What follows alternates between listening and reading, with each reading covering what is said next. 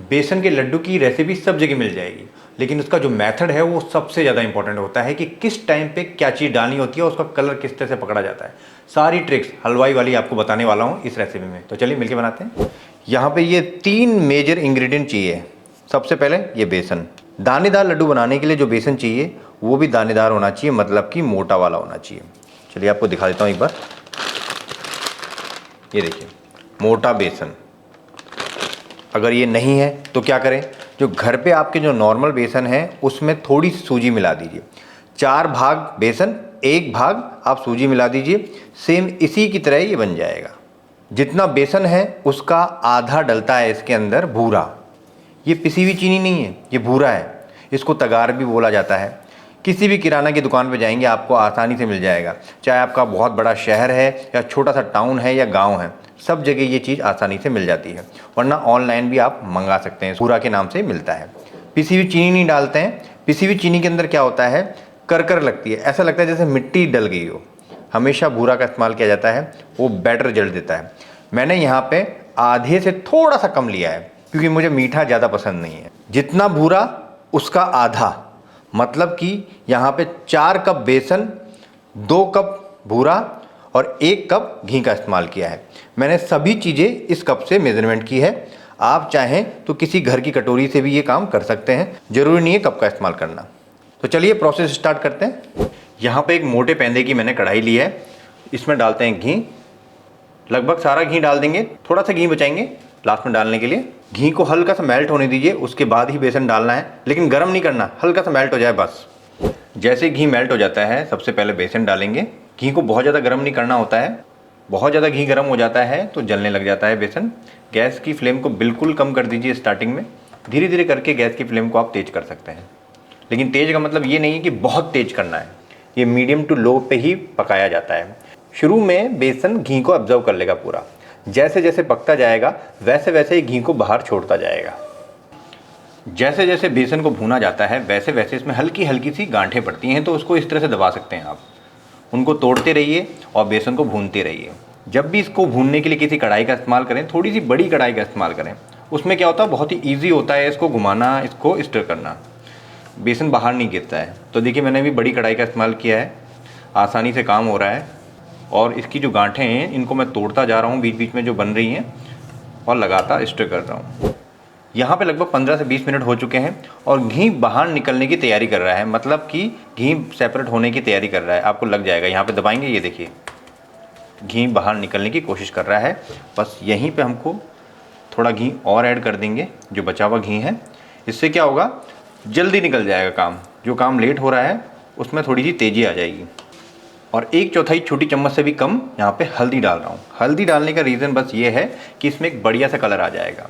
दुकानों पे जो मिलता है उसके अंदर कलर मिलाया जाता है, सिंथेटिक कलर, लेकिन हम घर पे बना रहे हैं इसलिए हम इसमें कलर नहीं मिलाएंगे, हम हल्दी का इस्तेमाल करेंगे। और इतनी सी हल्दी मिलाने से इसमें किसी भी तरह की हल्दी की स्मेल नहीं आती है, क्योंकि हमने मुश्किल से 3-4 चुटकी ही हल्दी डाली है। जैसे ही मैंने बाकी बचा हुआ घी ऐड किया, तुरंत देखिए कितनी फास्ट काम हो गया है। ये होता है फास्ट काम करने के लिए, इसीलिए हमने घी थोड़ा सा बचा के रखा था। अब टाइम कम लगेगा। और ये देखिए यहाँ पे ये लिक्विड हो चुका है बिल्कुल, कितनी ईजिली ये घूम रहा है। और गैस की फ्लेम को मैंने मीडियम टू हाई रख दिया है यहाँ पे।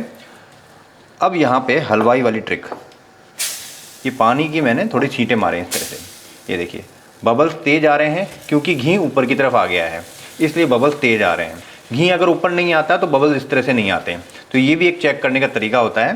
दोबारा से दिखाता हूँ आपको, ये देखिए ये जो बबल्स आ रहे हैं इसका मतलब ये है कि हो चुका है। कलर भी इसका हल्का सा ब्राउनिश होता जा रहा है। बस यहीं पे गैस की फ्लेम को आपको बंद करना होगा। ये बेस्ट तरीका है इसका पता लगाने का।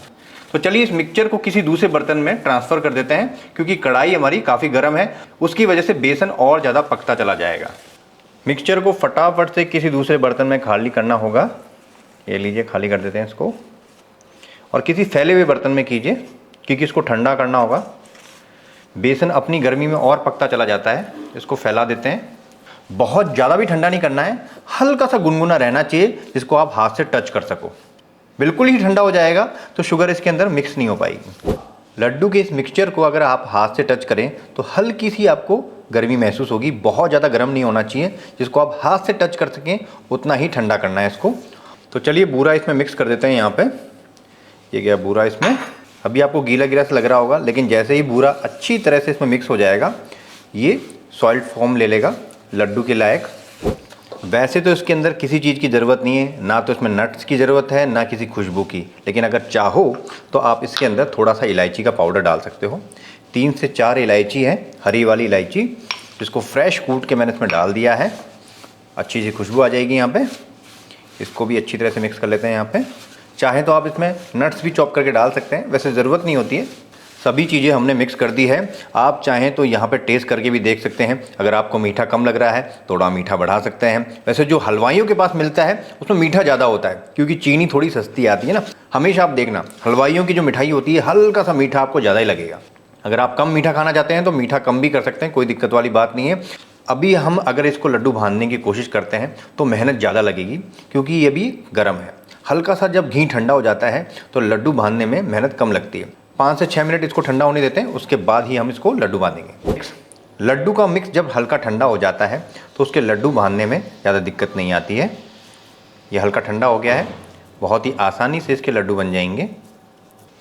ये देखिए, तो यहाँ पे लड्डू हमारे रेडी हो गए हैं। देखिए कितने अच्छे लग रहे हैं दिखने में।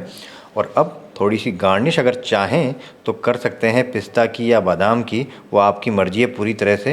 वैसे इस पर कोई ज़रूरत नहीं होती ज़्यादा, लेकिन शेफ़ हूँ इसलिए गार्निश मैं हर चीज़ में ही कर लेता हूँ, आदत से मजबूर हूँ। बेसन के लड्डुओं को कहाँ पे स्टोर करना चाहिए और कितने दिन तक इनकी सेल्फ लाइफ रहती है? तो 10 दिन तक आप स्टोर कर सकते हैं इनको, लेकिन बाहर रूम टेम्परेचर पे। फ्रिज में रखने की कोई ज़रूरत नहीं है। फ्रिज में आप रखेंगे तो पत्थर बन जाएंगे, खाने में मज़ा नहीं आएगा। तो यहाँ पे ऑडी का यूनिरैप इस्तेमाल कर रहा हूँ मैं। ऑडी का यूनिरैप नॉन स्टिक होता है और ये फूड ग्रेड होता है। आपका खाना इसमें बिल्कुल सुरक्षित रहेगा और इस बर्तन पे भी चिपकेगा नहीं। रक्षाबंधन आ गया है तो क्यों ना इसको ही बनाया जाए। बहुत ही सिंपल सी रेसिपी है, ज़्यादा तामझाम नहीं है इसके अंदर। किसी को गिफ्ट देना है, अपने हाथों से बनाए हुए लड्डू दे सकते हैं आप। इसको इस तरह से पैक कीजिए और आराम से 10 दिन तक चलेंगे।